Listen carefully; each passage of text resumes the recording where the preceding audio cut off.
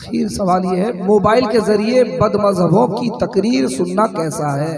بلا شبہ یہ ناجائز و حرام ہے، اور یاد رکھیں کہ آپ سے قیامت کے دن یہ سوال کیا جائے گا، آپ نے اپنی آنکھوں سے کیا دیکھا ہے، اپنے کانوں سے کیا سنا ہے، اپنے دل میں کیا عقیدہ رکھا ہے، یہ سب سوال آپ سے کیا جائے گا۔ قرآن فرماتا ہے ان السمع والبصر والفؤاد کل اولئک کان عنہ مسئولا، تمہارا کان، تمہاری آنکھ، تمہارا دل ہر ایک سے پوچھا جائے گا۔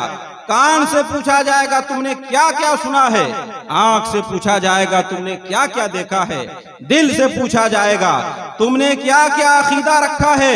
لہٰذا اگر کوئی بد مذہبوں کی تقریروں کو سنتا ہے تو بلا شبہ اس سے یہ سوال کیا جائے گا تم نے بد مذہبوں کی تقریریں کیوں سنی ہے۔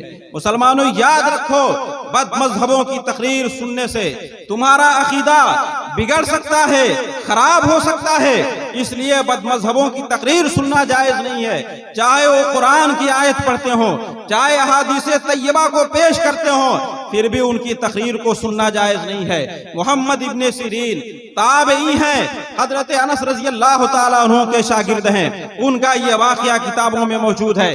دو بد مذہب ان کے سامنے حاضر ہوئے، انہوں نے کہا کہ حضور ہم آپ کے پاس کچھ حدیثیں پڑھنا چاہتے ہیں۔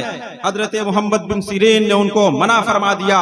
ان دونوں بد مذہبوں نے کہا کہ ہم قرآن کی کوئی آیت آپ کے سامنے پیش کرنا چاہتے ہیں۔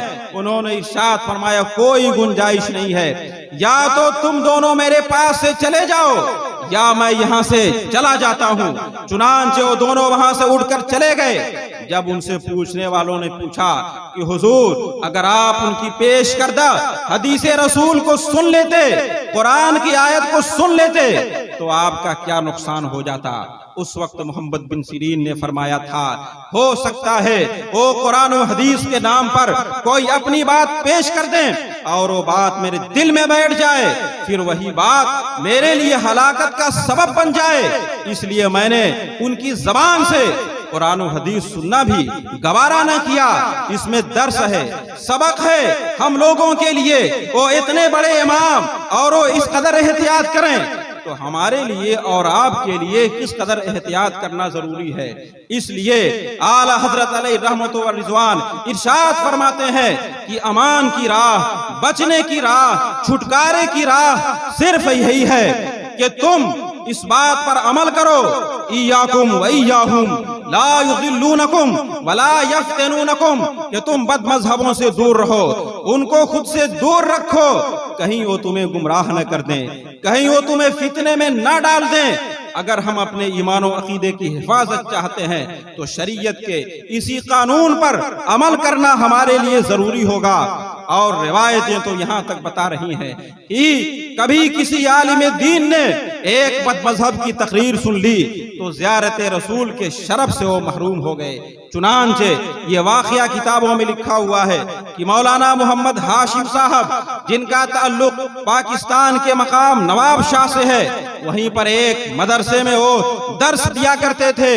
اسی مقام پر بد مذہبوں کا ایک مولوی جس کا نام غلام اللہ خان تھا، اسے تقریر کرنے کے لیے دعوت دی گئی۔ مولانا محمد ہاشم صاحب جو ایک سنی عالم دین تھے، زبردست عاشق رسول تھے، انہوں نے سوچا کہ اس مولوی کا تو بڑا نام میں نے سنا ہے، آج میں اپنے کان سے اس کی تقریر کو سننا چاہتا ہوں۔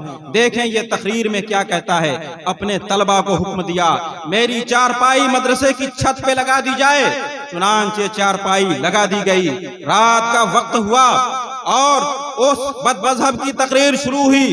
مولانا محمد ہاشم صاحب نے مدرسے کی چھت پر لیٹ کر اس کی تقریر کو سنا تو مسلمانوں پھر کیا ہوا؟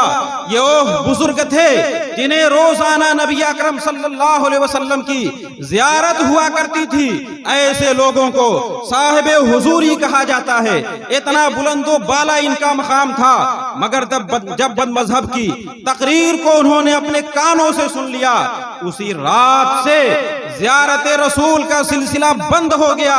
نبی دو جہاں صلی اللہ علیہ وسلم کی زیارت جو ان کو ہر رات ہوتی تھی، آج رات سے اس زیارت کا سلسلہ موقوف ہو گیا۔ آپ جانتے ہیں اگر کسی کو روزانہ اس کے محبوب کی زیارت ہوتی ہو، اس کے محبوب کا دیدار ہوتا ہو اور اچانک یہ سلسلہ رک جائے تو اس کے غم کا عالم کیا ہوگا۔ یہاں تو محبوب حقیقی کی زیارت کی بات ہے، محبوب دو جہاں کے دیدار کا معاملہ ہے۔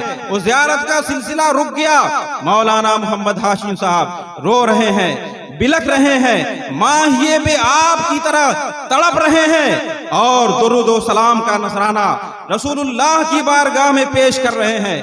ایک رات گزر گئی، دوسری رات بھی گزر گئی، جب تیسری رات آئی رو رہے ہیں، بلک رہے ہیں، درود کی صدا، درود کے نغمات آپ کی زبان پر جاری ہیں۔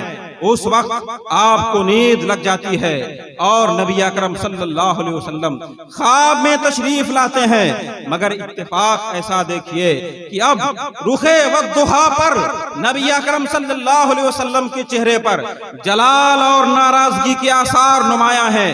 مولانا محمد ہاشم صاحب نے اپنی آنکھوں سے دیکھ کر اسے محسوس کر لیا کہ حضور ناراض ہیں۔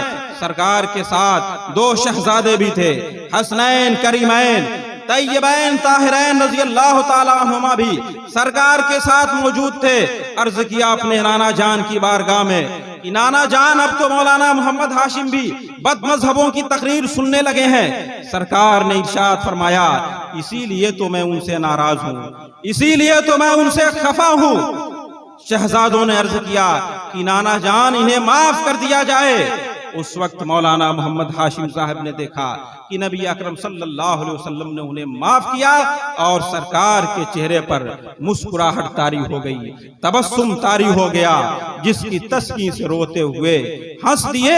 اس تبسم کی عادت پہ لاکھوں سلام۔ تو مسلمانوں یہ غور کرنے کا مقام ہے، مولانا محمد ہاشم صاحب جو ایک زبردست عاشق رسول تھے، عالم ربانی تھے، جب انہوں نے ایک بد مذہب کی تقریر اپنے کان سے سن لی تو زیارت رسول کا انعام جو تھا وہ اس سے محروم ہو گئے۔ تو ہم اور آپ کس شمار و خطار میں ہے؟ اس لیے اگر چاہتے ہیں کہ رسول ہم سے راضی ہو جائیں تو پھر ان کے احکام پر عمل کرنا ہوگا، اور دیوبندیوں، وہابیوں، بد مذہبوں، بد عقیدوں کی تقریروں کو سننے سے انتہائی احتیاط اور پرہیز کرنا ضروری ہے کہ اسی میں حبیب دو جہاں کی رضا اور خوشی پوشیدہ ہے۔ جب حضور راضی ہو جائیں گے تو خدا راضی ہو جائے گا، جب خدا راضی ہو جائے گا تو ساری بہاریں آپ کے لیے حاضر ہیں۔ اللہ رب العزت کی بارگاہ میں دعا ہے کہ ہمیں اسلامی احکام جاننے کے بعد ان پر عمل کی